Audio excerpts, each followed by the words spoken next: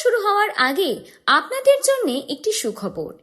এবার আপনারাও আপনাদের লেখা গল্প আমাদের পাঠাতে পারেন। বাছাই করা গল্প আমরা উপস্থাপনা করব আমাদের চ্যানেলে। পোস্টারে এবং ডেসক্রিপশনে দেওয়া ইমেল আইডি quetzalfilms@gmail.com এ আমাদের সঙ্গে যোগাযোগ করতে পারেন। কোয়েটজাল ফিল্মসে আপনাদের সকলকে স্বাগত। দেশ বিদেশের নানান লেখকদের রোমাঞ্চকর কিছু কাহিনী দিয়ে সাজানো আমাদের এই বিশেষ নিবেদন রাইটার্স চয়েস। আজ শুনবেন বিভূতিভূষণ বন্দ্যোপাধ্যায়ের লেখা খোলা দরজার ইতিহাস। বিভূতিভূষণ বন্দ্যোপাধ্যায়ের জন্ম 1894 সালে 12 সেপ্টেম্বর। বাঙালি পাঠকদের কাছে তিনি পরিচিত পথের পাঁচালী, চাঁদের পাহাড় ও আরণ্যকের স্রষ্টা হিসেবে।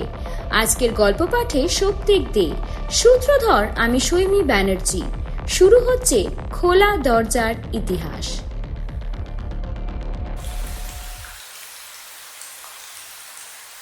সন্তোষ দত্ত আমাদের মধ্যে একজন বড় গাল্পী। বাইরে শ্রাবণ সন্ধ্যার ঘনায়মন মেঘজাল, মাঝে মাঝে জোনাকি পোকা জ্বলছে। মুকুজ্জে বাড়ির বৈঠকখানায় আমাদের নৈশ আড্ডা বসেছে। না, ওসব কিছু না, শুধু চা। আর আছে গরম মুড়ি, কচি শশা, নারকেল কুচি। সন্তোষদা আজ কলকাতা থেকে 2 দিন হলো এসেছেন। পরলোক তত্ত্বের আলোচনা করেন। এ সম্বন্ধে প্রবন্ধও লিখেছেন অনেক। সন্তোষবাবু এই গ্রামের জামাই। মাঝে মাঝে আসেন, কারণ শ্বশুরবাড়ির সম্পত্তি তিনিই উত্তরাধিকারী। মাসে 1-2বার আসেন। আমাদের গ্রামের নতুন কলেজের নতুন মাস্টারমশাইরা একটা মেস করেছেন। 5-6টি উচ্চশিক্ষিত যুবক মাস্টার মেস থেকে মুকুজ্জে বাড়িতে রোজ সন্ধ্যায় আড্ডা দিতে আসেন। আমিও এই দলের একজন বটে, তবে আমি মেসে থাকি না। এই গ্রামেই আমার পৈতৃক ভিটা। রামবাবু দর্শন ও ন্যায়ের অধ্যাপক। তিনি বললেন, আপনি প্রমাণ করতে পারেন পরলোক আছে? না, তবে প্রমাণের ব্যাপার নয়, তবে আমি আপনাকে অনেক ঘটনা বলতে পারি। বলুন, কি ঘটনা? তার চেয়ে বরং আপনি বিশ্বাস করেন? হ্যাঁ, করি। কি করে জানলেন পরলোকের ব্যাপার? ওই যে কথায় আছে না, knock and it will be open up to you. ওসব বড় অস্পষ্ট কথা। এর চেয়ে বড় সত্যি কথা খুব কম মহাপুরুষের মুখ দিয়ে বেরিয়েছে। প্রমাণ করাও তো সহজ নয়, তবে 1-8 ঘন্টার ঘটনা বলি শুনুন। তার চেয়েও ভালো হয় যদি রেখাকে নিয়ে এসে একদিন আপনাদের সামনে প্রেত নামিয়ে দেখিয়ে দেওয়া যেত। কে রেখা? রেখা চক্রবর্তী, একজন বড় মিডিয়াম, আমাদের সাইকিক সোসাইটি। তার এই শক্তির জন্য সোসাইটি তার মা 2 ভাইকে পুষছে। রেখা চক্রবর্তীর বয়স কত? ওই 17-18 হবে। আশ্চর্য শক্তি জানেন। অনেক অবিশ্বাসী নাস্তিক লোক রেখাকে দেখবার পর আমাদের সোসাইটি মেম্বার হয়েছে, কিন্তু এবার আমরা ওকে ছেড়ে দিচ্ছি। কেন? ওই খোলা দরজা পেয়ে পরলোক থেকে বড্ড অবাঞ্ছিত খারাপ লোক এসে ঢুকে পড়ছে। কোথায় ঢুকে পড়ে? আবার কোথায়, মিডিয়ামের দেহে। রেখার শরীরটা তো খোল, হোলের মধ্যে ঢুকে পড়ে পরলোকবাসী বহু দুষ্টু আত্মা। ওর দেহটাকে নিয়ে তারা সবাই ছিনিমিনি খেলতে শুরু করেছে। অদ্ভুত ফেয়ারি টেল। মশাই শিক্ষিত পণ্ডিত লোক, প্রত্যক্ষ তো একটা প্রমাণ। আপনাদের ন্যায়শাস্ত্রে কি বলে? হ্যাঁ, আপ্ত অনুমানের চেয়ে প্রত্যক্ষ বড় প্রমাণ বই কি।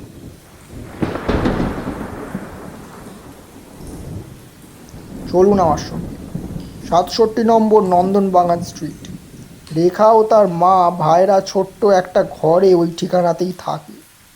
বড্ড গরিব, কিন্তু সাইকিক সোসাইটি খেতে পড়তে দিচ্ছে বলে একটি মেয়ে তার সব কিছু বিসর্জন দিতে পারে না। তার নিজের দেহটা আর তার দখলে থাকছে না, অপরের দখলে চলে যাচ্ছে। তার মানে? মানে খুবই সহজ। রেখাকে তার দেহ থেকে তাড়িয়ে দিয়ে অন্য দুষ্টু আত্মা এসে তার সেখানে জুড়ে বসেছে। ন্যায়ের অধ্যাপক রামবাবু এই আজগুবি কথায় নিজের মতের অকাট্যতা খুঁজে পেলেন। হেসে বললেন, এই জন্যই তো লোক আপনার কথা বিশ্বাস করে না। আচ্ছা, বলে যান শুনি। সন্তোষবাবু বললেন, না, আপনাদের নিয়ে যাব নন্দনবাগানে। বললে বিশ্বাস করবেন না। আমরা বললাম, সেই ভালো। রামবাবু বললেন, সে তো ভালোই, তবু আগে বলুন কি কি হয়। হবে আর কি। সেদিন রেখার মা বসে আছে, রেখা গিয়ে বলল, দিদি, আমার শ্রাদ্ধটাও করলে না, আমার জন্য গয়ায় গিয়ে পিণ্ডদান করো, তোমাদের ভালোই হবে। তারপর ওর মা বলল, কে তুমি? আমি পারুল, হেমনগরের পারুল। তুই তো অনেকদিন মরে গেছিস পারুল। গেছি, তাই কি? রোজ তোমাদের বাড়ি আসি, হেমনগরে যাই, সোদপুরে ভর্তি শ্বশুর বাড়িও যাই। মনের গতিতে যাতায়াত আমাদের, কোনোই কষ্ট নেই। কিন্তু ওপরে উঠতে পারি না, পৃথিবী যেন টেনে রেখেছে।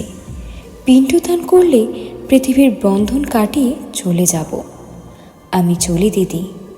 একটা হিন্দুস্তানি মেয়ে রেখার দেহে ঢুকবে বলে ঘুরঘুর করছিল, আমি তাকে তাড়িয়ে দিয়েছি। কে সে? বস্তিতে আসতো, চরিত্র খুব একটা ভালো ছিল না, আত্মহত্যা করেছিল কি জন্যে জানো, এখন কষ্ট পাচ্ছে।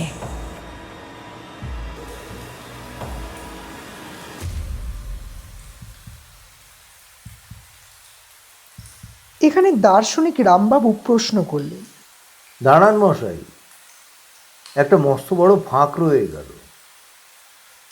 চরিত্র ভালো ছিল না এ কথার মানে?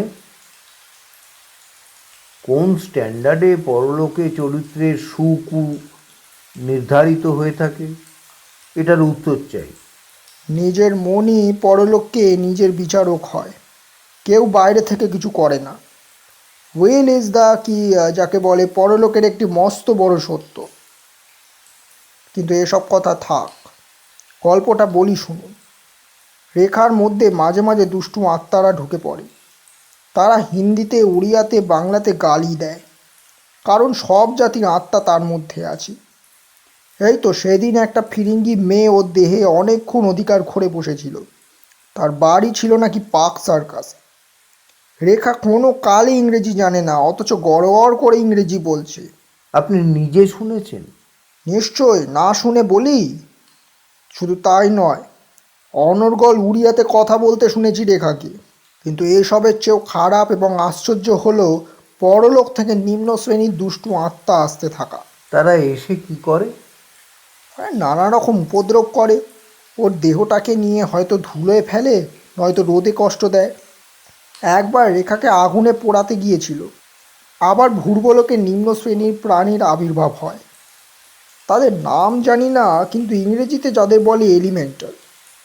এরা ভয়ঙ্কর, হিংস্র এবং মানুষের ক্ষতি করার জন্য সবসময় উন্মুখ। তবে এরা কিছু করতে পারে না। স্থূল জগতে এদের দেহ অদৃশ্য। পৃথিবীর কোনো পদার্থ এদের স্পর্শ করার কোনো ক্ষমতা নেই। বেশ আজগুবি গল্প হলো আজ বৃষ্টির দিন। আমার সঙ্গে যাবেন নন্দনবাগানে? যেতে পারি। একবার প্রত্যক্ষ দেখুন না, দোষ কি? না, কিছু দোষ নেই। কাল চলুন, বাসে করেই যাই। এইভাবে শ্রীযুক্ত রামলাল চক্রবর্তী MA PhD দর্শনের অধ্যাপক তার মরণের পথে অগ্রসর হয়েছিলেন। সংবাদপত্রে যেটা বেরিয়েছিল সেটা সর্বৈব মিথ্যে। ময়নাতদন্তে আদালতের বিবরণও কাল্পনিক। রেখা চক্রবর্তী খুব ভালো চরিত্রের মেয়ে। মুখুজ্জে বাড়ি ছিল বসিরহাটের ট্যাঁটরায়। পূর্বোক্ত আড্ডার দিনের ঠিক 9 দিন পরে জন্মাষ্টমীর ছুটির সন্ধ্যাবেলায় রামবাবুকে নিয়ে আমরা কজন নন্দনবাগান স্ট্রিটে রেখাদের বাড়ি গেলাম। রেখাদের বাড়িতে এদিন যা যা ঘটে গেল, প্রেত চর্চার ইতিহাসে এরকম ঘটনা আর কোথাও ঘটেছে বলে আমার জানা নেই। রেখাদের বাড়িটার একটু বিবরণ দেওয়া যাক। একটা পাশের দরজা দিয়ে ওদের বাড়িতে ঢুকেই সামনে একটা রোয়াক। রোয়াকের সামনে দুখানা দক্ষিণমুখী বড় ঘর, পেছনে একটা ছোট্ট ঘর। ছোট ঘরের পেছনে ছোট্ট একটা বারান্দা। আগে সেখানে বোধহয় রান্না হতো, কারণ উনুন পাতা আছে। বর্তমানে এখানে কয়েকটি ফুলের টব ও রেখার ছোট ভাইয়ের একখানা ট্রাইসাইকেল থাকে। এই গেল বাড়ির কথা। ওই ছোট্ট ঘরের অবস্থান ও পেছনের বারান্দাটার কথা মনে রাখতে হবে, কারণ ঘটনার পরবর্তী অধ্যায় এদের একটা বিশেষ ভূমিকা আছে। সংক্ষেপে বলাই ভালো, ফেনিয়ে লাভ নেই। রেখা আমাদের জন্য চা এনে দিল। সন্তোষবাবু বললেন, আজ আমাদের বন্ধু রামলাল চক্রবর্তী এখানে এসেছে, ওকে একটু দেখাতে হবে। রেখা মেয়েটি শ্যামবর্ণ, এক হাড়া, বেশ সুশ্রী, গলার সুর বীণার ঝঙ্গার মতো মিষ্টি, বড় বড় চোখ, চোখের দৃষ্টি অতি নিরীহ, যেন বোবার মতো। ও সুশ্রিতার অনেকটা ব্যাঘাত করেছে এই নির্বোধের মতো চোখের দৃষ্টির দরুন। রেখা বলল, আজ কদিন থেকে ভয়ানক অত্যাচার আরম্ভ করেছে কেউ একটা। মানুষ কি জানোয়ার বুঝতে পারছি না। আজও বোধহয় আসবে, আমার বড় ভয় করে। সন্ধ্যার পর রেখার মা আমাদের নিয়ে গেলেন সেই ছোট্ট ঘরটাতে। সারা ঘরে ধুনো দেয়া হলো, ফুল দিয়ে সাজানো হলো। আমরা সবাই গিয়ে একটা টেবিলের চারপাশে বসলাম। ঘর অন্ধকার করা হলো। রেখার মা বললেন, বাবা, একখানা রেকর্ড দাও।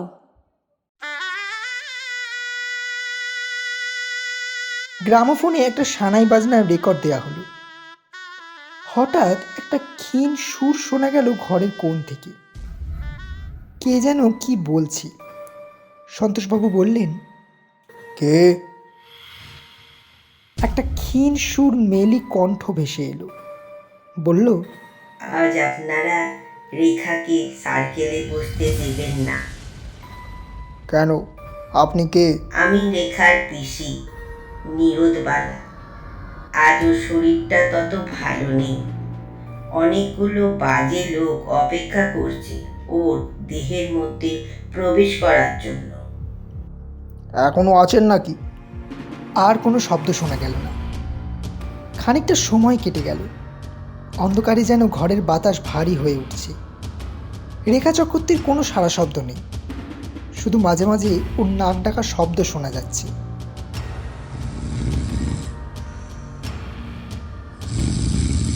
কিছুক্ষণ পরে নির্বিতা রেখার মুখ দিয়ে আবার কে একজন গম্ভীর সুরে বলল, মালতী, মালতী। সন্তোষবাবু বললেন, কে আপনি? মালতী আজ এখানে আসেনি। আমি ওর স্বামী। ও আসলে বলবেন যে আমি ওর খোঁজ করেছি। আজ মিডিয়ামকে উঠিয়ে দিই। কেন?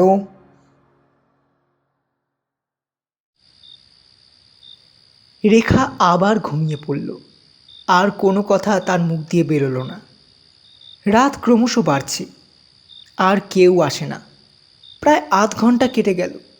আমরা ভাবছি আজ এই পর্যন্তই থাক।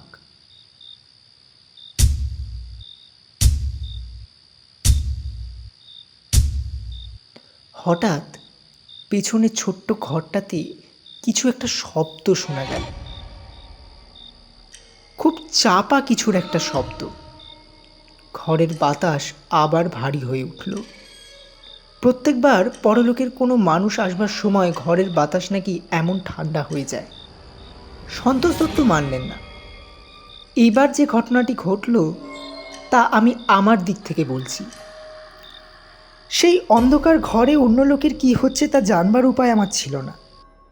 আমার মনে হলো আমার মাথায় কেউ এসে একঝুড়ি বরফ বসিয়ে দিল, আর সেই যেন কোনো অদ্ভুত উপায়ে লম্বা হয়ে ঝুলে পড়ে আমার নাকের গর্ত বুঝিয়ে দিচ্ছে ধীরে ধীরে। আমার শরীর যেন অবশ হয়ে আসছে। পেছনের ঘরটাতে যেন একটা বরফের কল বসানো হয়েছে। ঠান্ডা এবং ভারী হাওয়া আসছে ওই ঘরটা থেকেই। কোনো শব্দ নেই, কিচ্ছু দেখা যাচ্ছে না ঘরটাতে, অথচ মনে হচ্ছে কাণ্ড কারখানার আয়োজন ও মাল মশলা তৈরি হচ্ছে এই ছোট্ট ঘরটাতে। হঠাৎ সন্তোষবাবু বলে উঠলেন, ঘরে আলো জ্বেলে দিন, আলো জ্বেলে দিন ঘরে, ওই দেখুন, ওই দেখুন, ওটা কি, ওই দেখুন। আমি যা দেখলাম তা বলি। ঘরের দেয়ালে একটা বিরাট কালো ছায়া, দেখতে গায়ে দাঁতের মতো, ঠিক যেন মানুষের গায়ে দাঁত অথবা বাঁশ গাছের গায়ে বর্ষাকালে কেমন কানচটা নাক ছত্রাক গজায়, ঠিক সেই রকম দেখতে।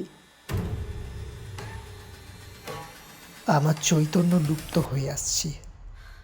আমি ঠিক জানি না কি হচ্ছে কোথায়। কোথায় যেন নিস্তব্ধ ঘন অরণ্যের মধ্যে মহা এক জন্তু বা দানব লোকালয় ধ্বংস করবার সাধনায় মগ্ন।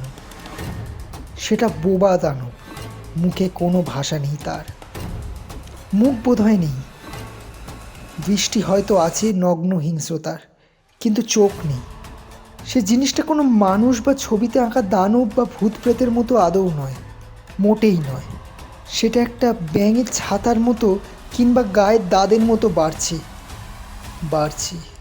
ক্রমশ বাড়ছে, চওড়া হচ্ছে, ডাইনে বাঁয়ে সব দিকে বেড়ে সব যেন গ্রাস করে ফেলে দেবে। দাঁত ছড়িয়ে পড়বে সারা ঘরের গায়ে, ঘরের মানুষের গায়ে, ঘন কৃষ্ণবর্ণের দাঁত রবারের বেলুনের মতো ফেঁপে ফুলে ক্রমশ বড় হচ্ছে। কারোর নিস্তার পাবার উপায় নেই ওর হাত থেকে। আমি যেন দেখলাম পেছনের ছোট ঘরটা সেই বিরাট কালো ব্যাঙের ছাতা বা দাঁতে ভরে গিয়েছে। ঘরের দেয়ালও দাঁতটা ভেদ করে ওই জিনিসটা চারিধারে ছড়িয়ে পড়বে। আমি স্পষ্ট অনুভব করলাম মাথা থেকে নরম সেই মোমের মতো জিনিসটা বেড়ে নেমে ঝুলে পড়ে আমার চোখ ও নাক বুজিয়ে দিচ্ছে। আমি কথা বলতে পারছি না, নিঃশ্বাস নিতে পারছি না। কোথায় যেন ঢং ঢং করে 10টা বাজছে। আমি গুনে চলেছি, 1 2 3 4 5 6 7। তারপর আমার আর জ্ঞান ছিল না।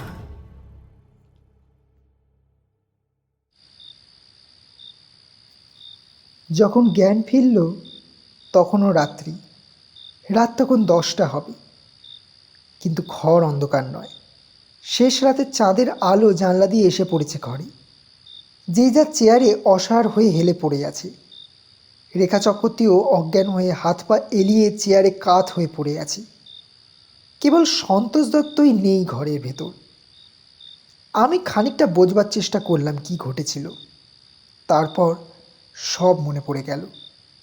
সে ভীষণ দাঁত কোথায়? রেখা চক্রবর্তী মিডিয়ামের বাড়িতে সার্কেলে বসেছিল আজ সন্ধ্যার সময়। ঘরে তখন ঘুটঘুটে অন্ধকার। এখন চাঁদের আলোয় খানিকটা অন্ধকার দূর হয়েছে। ঘর দেখে মনে হলো এখানে যেন একটি নিষ্ঠুর হত্যাকাণ্ড হয়ে গিয়েছে। হঠাৎ মোটরের শব্দ শোনা গেল বাইরে। একটু পরে সন্তোষ দত্ত ঘরে ঢুকলো, ওর সঙ্গে একজন ডাক্তার, আর সব লোকের চৈতন্য সম্পাদন করা হলো। রামবাবুর প্রাণ অনেকক্ষণ দেহ ছেড়ে চলে গিয়েছিল। ডাক্তার পরীক্ষা করে মত দিল যে শ্বাস বন্ধ হওয়ায় মৃত্যু। সারা মুখ কালো হয়ে গিয়েছিল, জিভ বেরিয়ে পড়েছে, চোখ ঠিকরে বেরোচ্ছে। পুলিশ এলো, হই হই হলো, লোকজনের ভিড় বাড়ল। রামবাবুর সব পরীক্ষা করা হলো, তারাও বলল নিঃশ্বাস বন্ধ হওয়ার দরুনই মৃত্যু।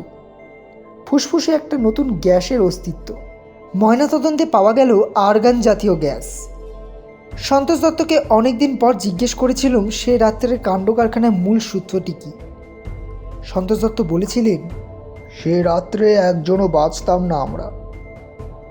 আগেকার আত্মা আমাদের সতর্ক করে দিয়ে গেছিল, আমাদের সেটা শোনা উচিত ছিল। আমি বললাম, 2 জন আত্মা, রেখার পিসি আর মালতীর স্বামী। কি হয়েছিল সেদিন জানো? কোনো দুষ্টু আত্মা আসেনি।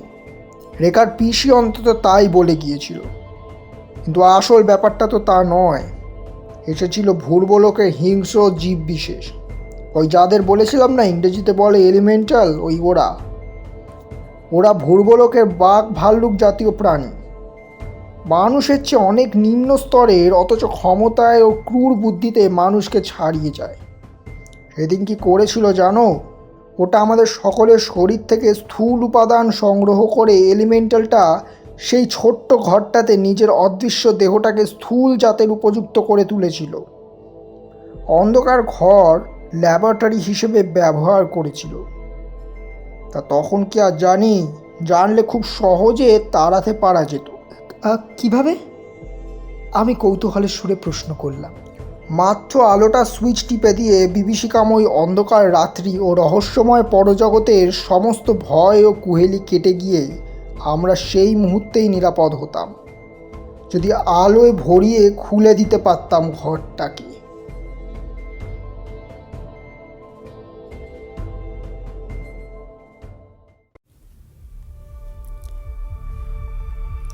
শুনছিলেন খোলা দরজার ইতিহাস।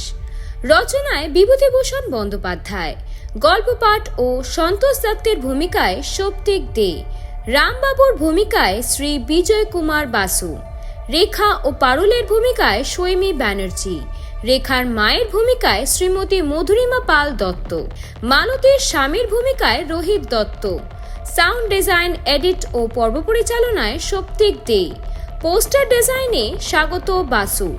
আপনাদের আরও একটি বার মনে করিয়ে দিই, এবার আপনারাও আপনাদের লেখা গল্প আমাদের পাঠাতে পারেন। বাছাই করা গল্প আমরা উপস্থাপনা করব আমাদের চ্যানেলে।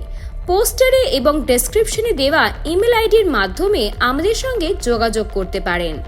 আমরা আরও একটি রোমাঞ্চকর গল্প নিয়ে ফিরে আসব খুবই শীঘ্রই। অসংখ্য ধন্যবাদ আমাদের সঙ্গে থাকার জন্য।